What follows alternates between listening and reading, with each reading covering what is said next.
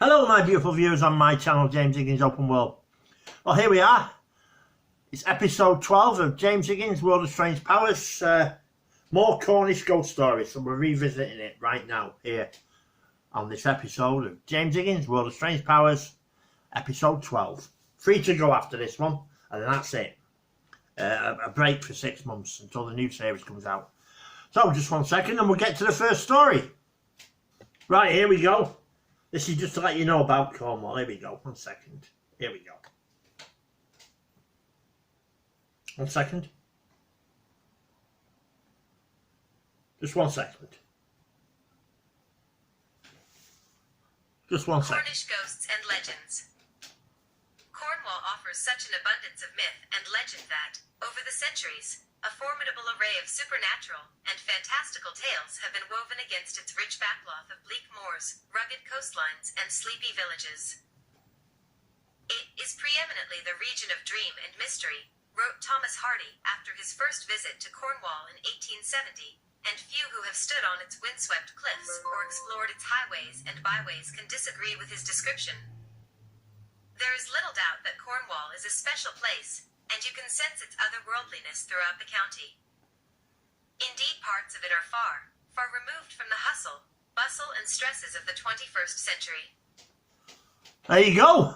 What a description that was, eh? Get in there. 1 second. We'll get to the first story. Right, this is going into a bit more detail about this. Keep watching James Higgins World of Strange Powers.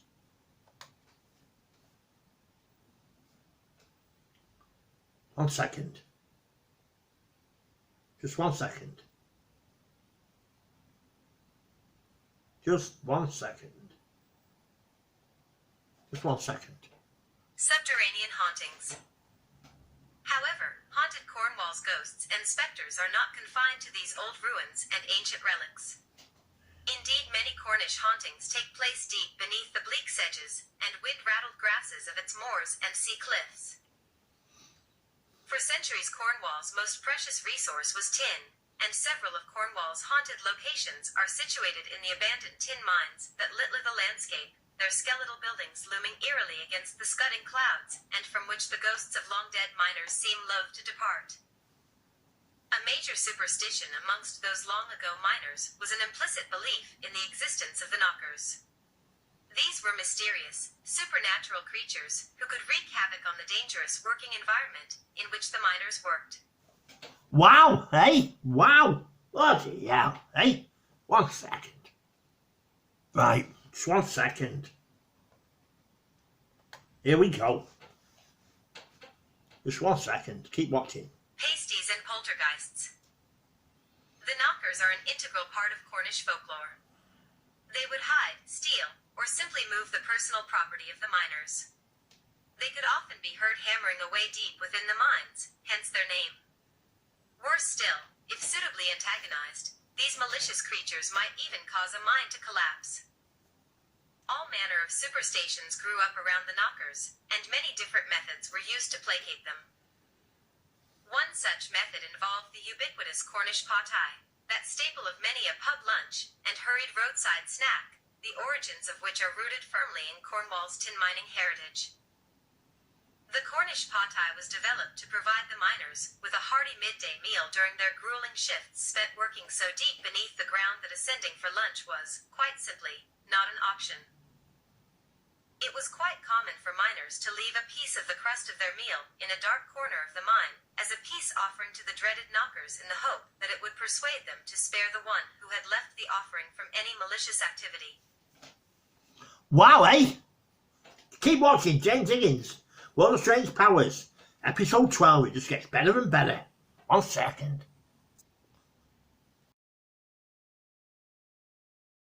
Here's a bit more about Cornwall and its ghosts and myths. Whoa. Just 1 second. Here we go. 1 second. Just 1 second. Keep watching. Sorry about the delay, but people, come on. Myths and fables. In addition to its Arthurian legends and haunted buildings, Cornwall is also imbued with the magic of myth and fable with tales of Jack the Giant Killer and Tristan, and assault woven into the very fabric of its highways and byways. Tales of menacing mermaids and mysterious creatures of evil intent abound. Stories of demon hounds and saintly men of God are everywhere. Add to all this the tangible remains of nearly 5,000 years of history, and you really do have a rich seam of lore and legend that can arouse feelings of awe and wonder in even the most jaded 21st century city dweller. All in all, the haunted and mystical places of Cornwall offer some truly magnificent places in which to hunt for ghosts and root out ancient mysteries. Yet it also has a special magic that will keep you returning time and time again, both physically and spiritually. That's true. I love Cornwall. I've been about 20 times. First time I went was 1994. It's beautiful. It's a little beautiful. Cornwall is a 10 out of 10 county with a gold star. And that's my highest rating on my channel, James Higgins Open World. So get yourself to Cornwall. Anyway, keep watching this episode of James Higgins World of Strange Powers, episode 12. For more stories about Cornwall and its ghosts and its myths and its legends. Get in there, poor lad. Right, here's the story, The Bucket of Blood. Just 1 second. Right, here we go. Wait till you hear this one. Why the bucket of blood? There are several theories and stories as to how the pub came by its unusual epithet. The most persistent of these is the oft-recited tale of how a former landlord of the pub went out to draw water from the pub's well. Having lowered his bucket into the well's depths, he hauled it up and, to his horror, found that it was filled with blood.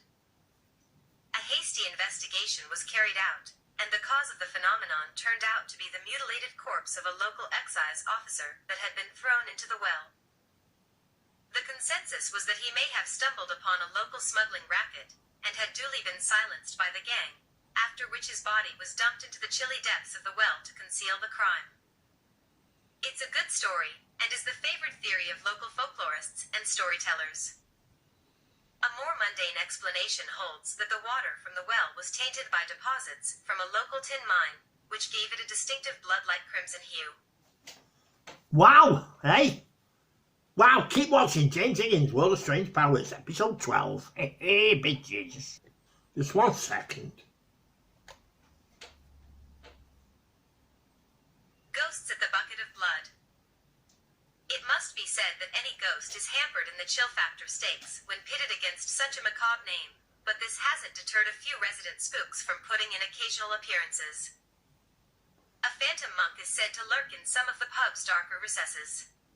Tables and chairs have been known to be rearranged by some unseen hand, or hands, overnight, much to the consternation of staff who just want to get the pub open and start pulling pints.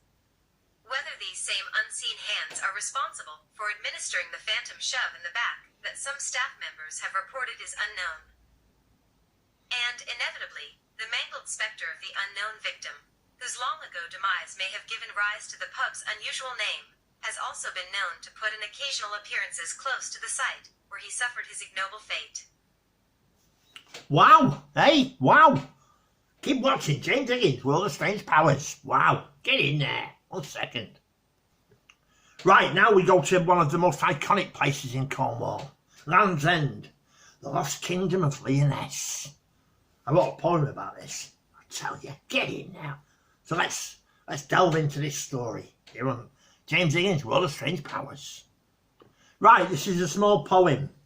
When I Set Out for Lyonesse by Thomas Hardy, 1840 to 1928. So let's hear this in his honour.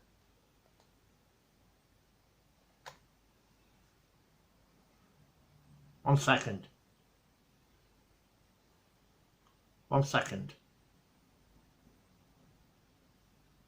Just 1 second. By Thomas Hardy, 1840 to 1928.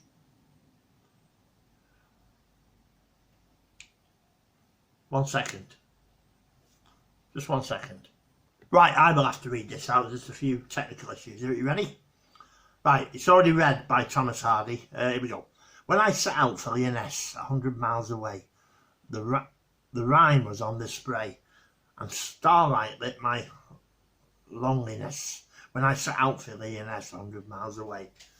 When I came back from Lyonesse with magic in my eyes, all marked with mute surmise, my radiance rare and fathomless, when I came back from Lyonesse with magic in my eyes.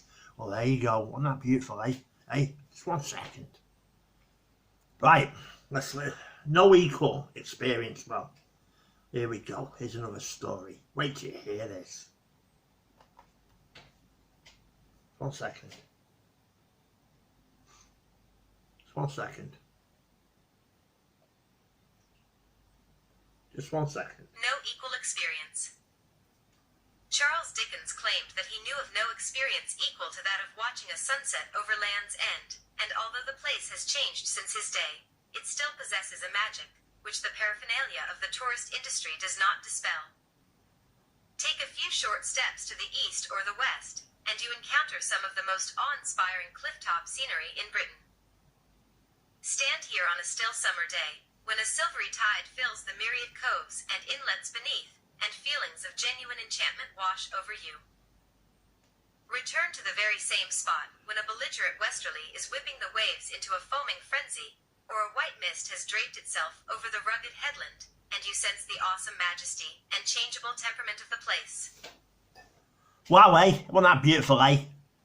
Keep watching this episode of James Higgins' World of Strange Powers, episode 12. Hey, get in there. Right, just 1 second.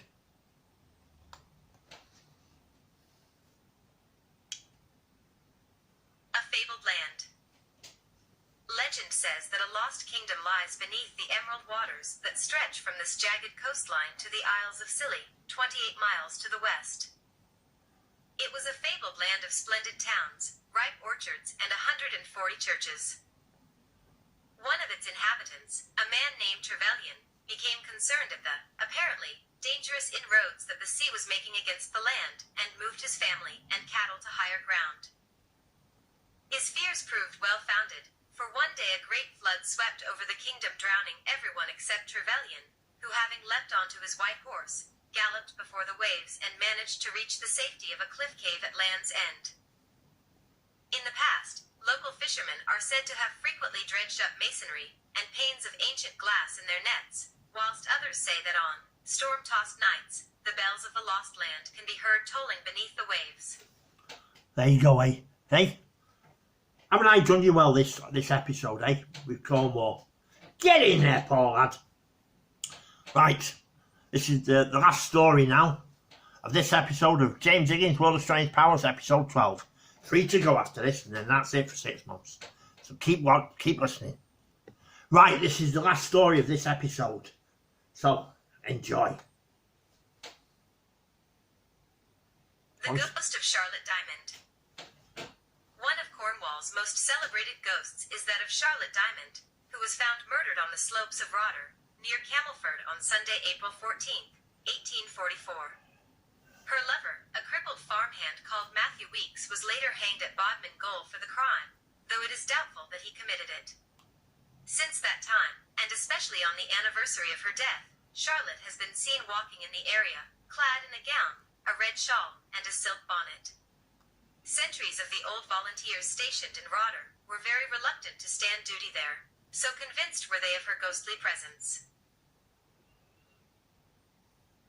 A memorial stone marks the site of her murder. A memorial stone marks the site of her murder, and the story has been immortalized too in the Ballad of Charlotte Diamond by Cornish poet Charles Cosley. Well, there you go, that's it. That's this episode of James Higgins' World of Strange Powers. Episode 12, over and done with. So I'll see you on the next one, next Wednesday. Episode 13, 14 and 15, and that's it. So there's 3 more left now. So thanks for watching. If you like this episode, please do me the favour of pressing the like button, because it helps me with YouTube. So thank you very much. See you on the next one.